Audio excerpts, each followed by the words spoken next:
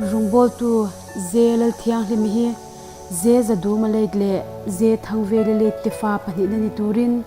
nili April sangkha zakwa somruk khan Bethlehem veng aizola alopianga apa izonna wangin serchi pa umin hitatang hian thingka insun le in aboral ni thlingin thingka khwa hian akhusa ani kum sangkha zakwa somriat padia ke som kiminen innein fapa patni fanu pakhatle tu pariat aneyani dignale rin omnanen chawa rongbo thimi ni in KMP GKP BMP ate shwai tu na sang sang rin takin alo thok to ani Sunday school zirtir tu kumsom ni panga chung rin taka atho awangin choi moina EM Chapman Memorial Certificate hial hlan ri a aboral ni thling hian Kaushana Assistant Secretary na achi ani kum sang ni som ni February ni thum khan District Hospital lungtlain intirin pui cancer ni ti hu chwa ani a doctor te thuron angin nisari February sang ni som ni a ezola kalin ezola hian ni som ni pani February sang ni som ni a zaingal ani a hlotling takin anzai mo anti lain aril tea chilkim lo omti sha chwa ani a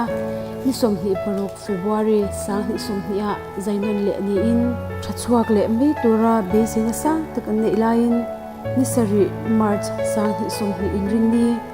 zinglam dariat le achan ve khan arong abo sakchin lalpa ne na acholta ani vuin athi cham alo thlen hian anupui le fanaute a ule nauten ama angai azwalin an sherenga akwal hunan man hi hun shanga an chung tile rongbol puiten loman puiturin an somani